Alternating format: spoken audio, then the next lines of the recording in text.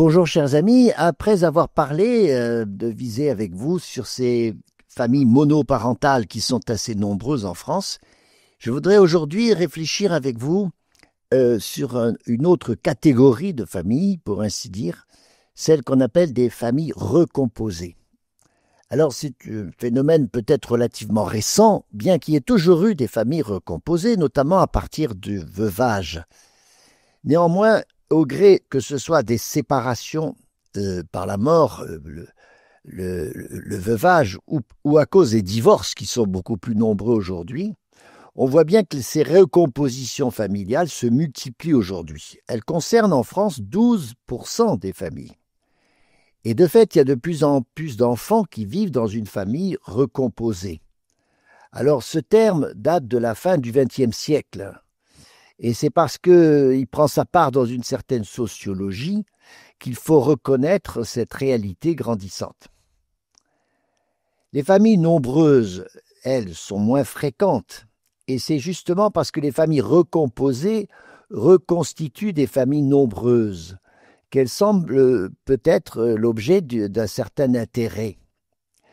Mais de fait, on va retrouver dans ces familles nombreuses des relations beaucoup plus variées et plus riches. Il y a les parents et les beaux-parents, il y a les frères et sœurs, il y a les demi-frères, les demi-sœurs, mais il y a aussi des quasi-frères et quasi-sœurs.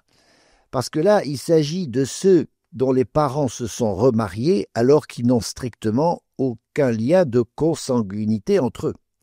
Et on peut les appeler que frères et sœurs par analogie avec une famille normale. Je préfère le mot de quasi-frères et quasi-sœurs. Alors certains parlent d'expériences un peu contre nature parce que les enfants, c'est les enfants qui sont une vraie question là, les enfants apparaissent plutôt comme les fruits d'une espèce de polygamie parce qu'ils sont ensemble en ayant eu des parents différents, des parents qui se sont succédés pour ainsi dire. Alors, ces familles recomposées, évidemment qu'elles sont le théâtre d'émotions contradictoires. Il y a des liens qui sont à la fois peut-être plus riches, en même temps plus ambigus quelquefois. Il faut y mettre de l'empathie. Il faut inventer des nouveaux rapports. Parce qu'on part de situations qui ne sont pas naturelles. Je pense à des enfants qui n'ont rien à faire entre eux, les fameux quasi-frères et quasi-sœurs. Et donc, il faut que chacun s'y mette. C'est pas comme ce n'est plus poussé par la nature, il s'agit, parce que c'est pas une évidence, c'est pas la chair qui parle, pour ainsi dire, il faut y mettre autre chose. Il faut y mettre du soutien, de la complicité, de la patience, beaucoup de patience, du respect, de la coopération. Il faut que chacun joue selon une certaine règle du jeu, qui est une règle du jeu qu'on va dire familiale, mais qui, pour ainsi dire, s'impose un peu aux uns et aux autres. Il y a à chercher le bien commun, et donc il faut le fabriquer à partir de zéro, quoi. Et ça ne vient pas progressivement parce que les enfants sont petits puis grandissent, c'est parce que d'entrée de jeu, les enfants qui peuvent être déjà des adolescents, souvent, il faut qu'ils jouent un nouveau rôle. Et donc, ce n'est pas du théâtre, mais ça demande en tout cas de l'investissement. Alors, on voit dans des émissions de télévision aujourd'hui de ces couples recomposés. Vous savez, deux adultes qui ont mis leurs enfants ensemble. Alors, vous en avez 4 d'un côté et 5 de l'autre, et ça fait une famille de 9 enfants tout d'un coup. Alors, ça a quelque chose de sympathique. Peut-être qu'on a une tendance, en tout cas, c'est ce que je constate, à idéaliser ces familles. C'est vrai qu'elles peuvent être plus ouvertes, plus sympathiques, que des familles nucléaires où il n'y a qu'un ou deux enfants. Mais ces relations sont construites sur des liens d'adoption et non pas de filiation. Et on peut parler aussi d'amitié parce que l'affectivité n'est pas tout à fait naturelle. Et ça, c'est l'amitié entre les beaux-parents et puis l'adoption du côté des enfants parce que, pour ainsi dire, on leur a imposé un nouveau parent. On entend peut-être quelquefois de ces jeunes, vous voyez, qui vous disent, indépendamment de leur milieu familial, ils vous disent « mon père, il n'a fait que m'engueuler toute sa vie, mais mon vrai père, c'est le copain de ma mère.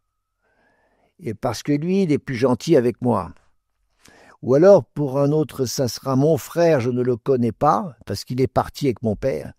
Et mon frère, c'est maintenant le fils de l'ami de ma mère.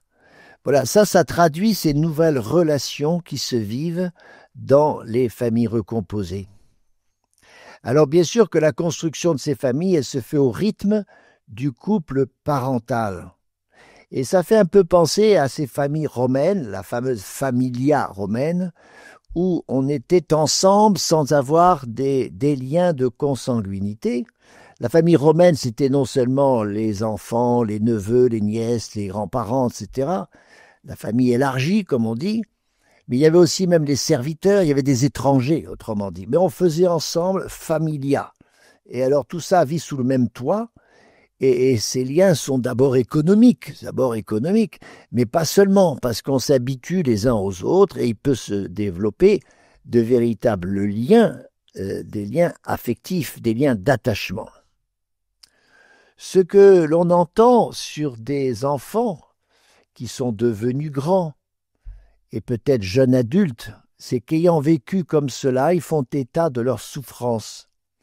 Parce qu'ils disent qu'ils se sont un peu sacrifiés pour leurs parents. Parce que c'est souvent pour le bonheur des parents que se font les familles recomposées. Et comme dans un deuxième temps, on fait le maximum pour que ça aille bien pour les enfants. Mais c'est tout de même de ce primat que un couple se reconstitue. Il y a un remariage. Alors, ça crée finalement la situation des familles adoptives, parce que beaucoup d'enfants, finalement, sont plutôt adoptés, même si ce n'est pas juridiquement, ils sont plutôt adoptés que nés dans un courant naturel. Est-ce que les familles adoptives, en général, est-ce que les familles adoptives sont plus heureuses que les familles naturelles? Eh bien, parfois oui, parce que justement un meilleur équilibre peut s'y vivre. Quand on reconstitue une famille, même avec des éléments qui n'ont pas de lien naturel entre eux, quand on reconstitue une famille, on peut très bien arriver à un bel équilibre pour chacun. Mais c'est quand même un équilibre qui s'avère difficile parce qu'il lui manque cette génération naturelle qui fait plus que de l'attachement, parce qu'il y a aussi de la génétique. Voilà, la génétique ajoute quelque chose dans une famille naturelle.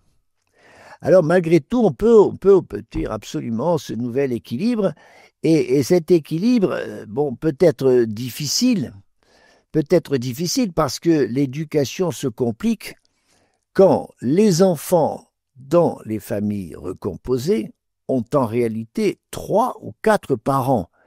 Les 2 avec lesquels ils vivent, qui sont remariés, mais il y a leurs parents naturels, le conjoint qui n'est plus là, qui reste un parent effectif. Et alors, ça veut dire qu'il y a plusieurs parents, et on va régner dans l'autre sens sur des fratries qui sont plus nombreuses, tout en étant bien sûr un peu artificielles. Il faut signaler aussi dans les familles recomposées la place du beau-parent, qui demande toujours beaucoup de délicatesse. Voyez bien un conjoint qui s'ajoute dans la famille, qui arrive comme ça et qui s'impose à un adolescent. C'est déjà pas facile entre un parent et son propre adolescent.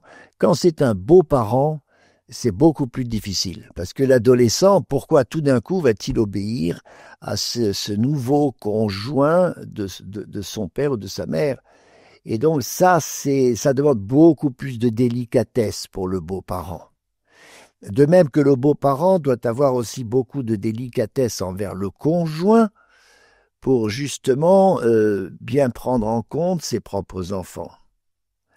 Et comme le bonheur des parents, c'est le but premier de la recomposition familiale, est-ce qu'on fait toute sa place aussi au bonheur des enfants? Voilà la vraie question pour ces familles recomposées. Alors, ça concerne aux 3/4 des familles refaites avec 2 parents divorcés, qui vivent sous le même toit avec leurs enfants respectifs, et ainsi reconstituant une seule fratrie. Alors, on voit que la définition, ça trahit un motif principal qui est de redonner aux enfants 2 parents là où il n'y en avait qu'un auparavant. Ça veut dire que ça peut faire passer au second plan, peut-être chez l'un ou l'autre des compagnons, leur union première est véritable. Si on recompose une famille, c'est quelquefois pour oublier la précédente, et on ne peut pas l'oublier. Alors l'intention est peut-être très bonne, mais bien souvent, en fait, on reconstruit une famille sur les ruines de deux autres. Alors ça peut se comprendre comme une résurrection légitime. Et finalement, le beau-père ou la belle-mère sont très sympathiques de s'occuper ainsi des enfants de l'autre et aussi de régler le problème de la solitude de quelqu'un qui était devenu un parent seul. Voilà donc déjà les premières choses que l'on peut constater pour ces familles recomposées.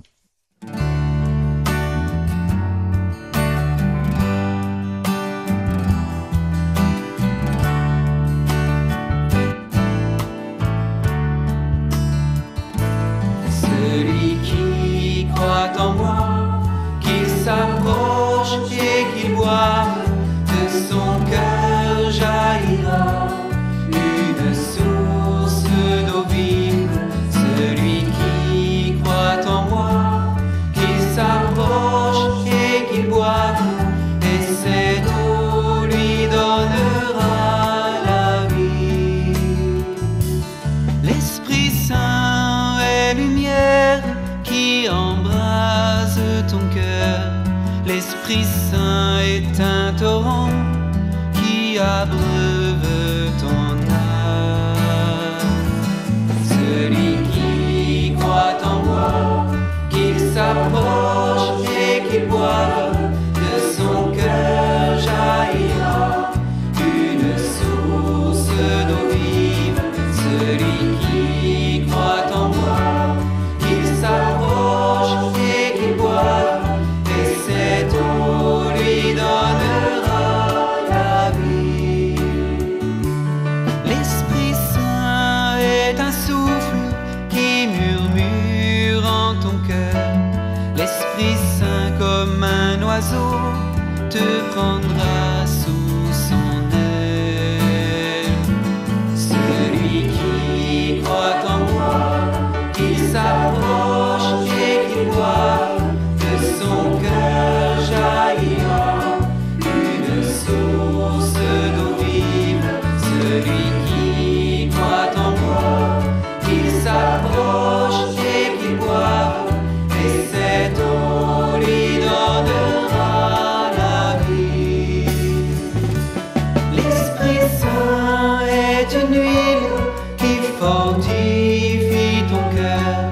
L'Esprit Saint est don de Dieu pour tous ceux qui l'appellent. Celui qui croit en moi, qu'il s'approche et qu'il boive, de son cœur jaillira une source d'eau vive. Celui qui croit en moi, qu'il s'approche et qu'il boive, et cette eau lui donnera la vie. Celui qui croit en moi, qu'il s'approche et qu'il boive, de son cœur jaillira une source d'eau vive. Celui qui croit en moi, qu'il s'approche et qu'il boive, et cette eau lui donnera la vie.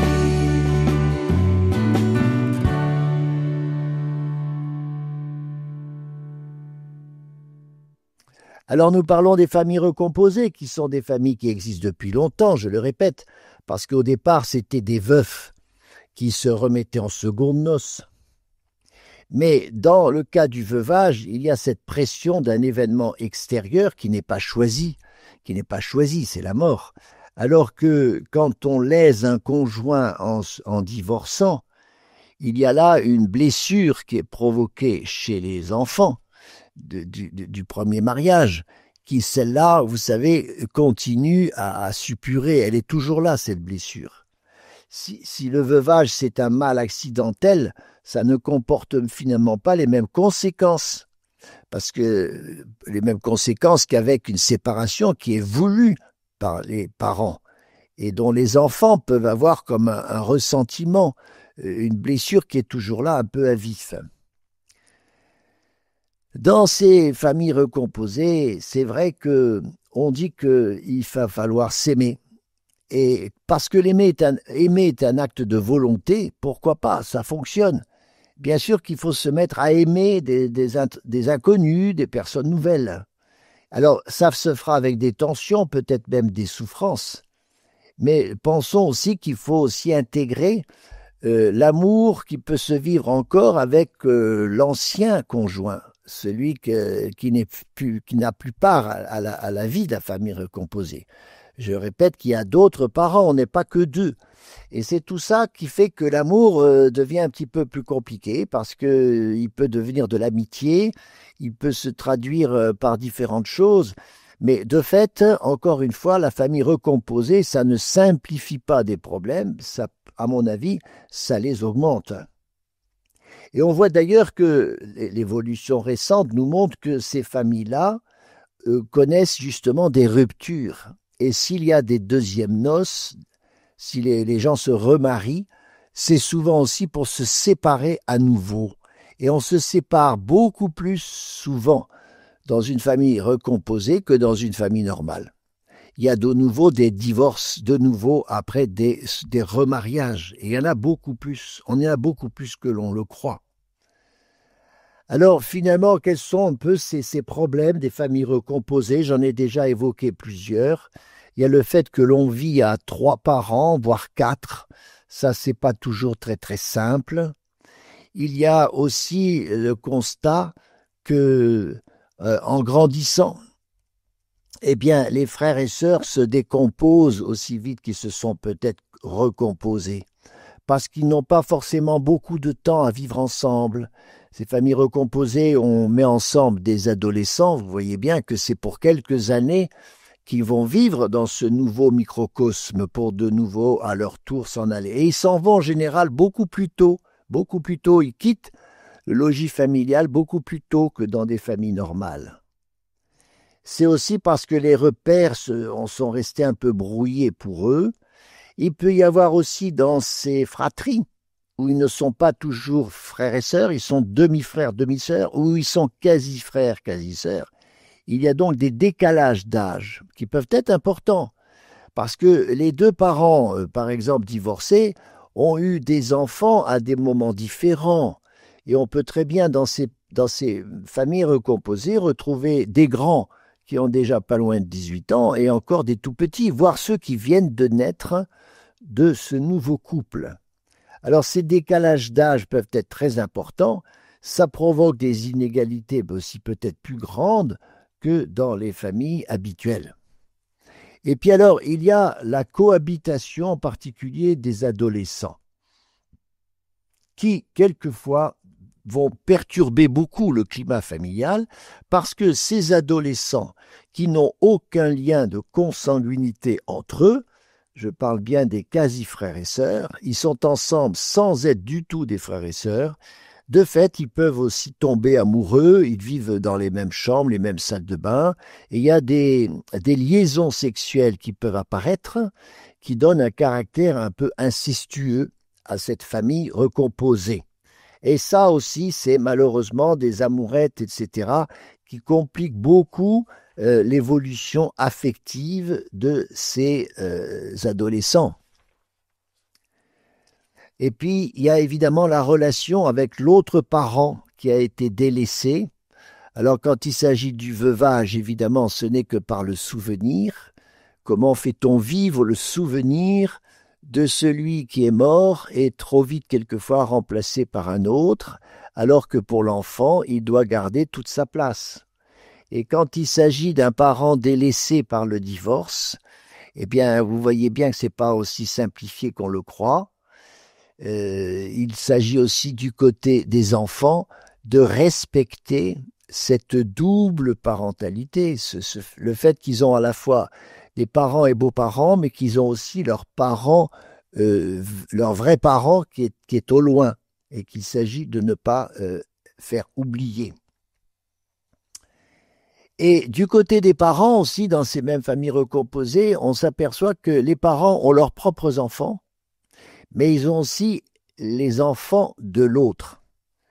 Et dans quelle mesure il reste des parents légitimes, en tout cas en parfaite égalité, pour que la famille marche bien. Il ne faut pas qu'il y ait des catégories d'enfants différents, il ne faut pas qu'il y ait de hiérarchie. Il y a mes enfants qui vont passer en priorité par rapport aux enfants de l'autre.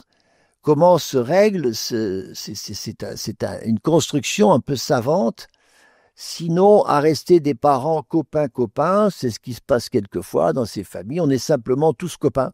Alors on supprime les différences d'âge et ces différences aussi de filiation qui restent là parce que c'est une constante de la nature humaine.